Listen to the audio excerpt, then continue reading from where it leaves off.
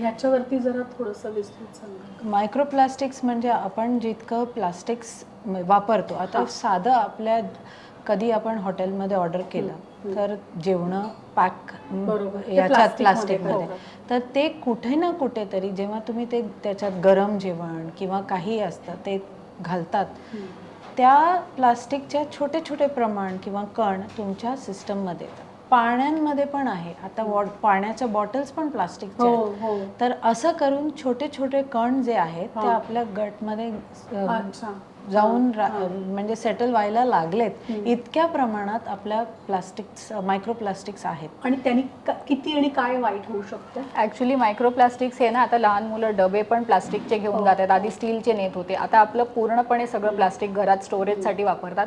तर ते छोटे कण कंटिन्युअसली आपल्या पोटात आणि शरीरात जात असतात, रक्तात पण जात असतात. तर आता सायंटिस्टचं एस्टिमेट्स असे आहेत की प्रत्येकाच्या शरीरात किमान एका क्रेडिट कार्ड एवढं तरी प्लास्टिक आहे आणि आपल्याला माहीत नाही, आणि त्यांनी पण खूप आजार होतात. तर तो आता नवीन एक आम्ही पॅरामीटर आमच्या रिपोर्टमध्ये टाकला आहे. तर आमच्या याच्यात जेव्हा डिटॉक्स फेज होतं तेव्हा मायक्रोप्लास्टिक्सचं पण डिटॉक्स व्हायला सुरुवात होते.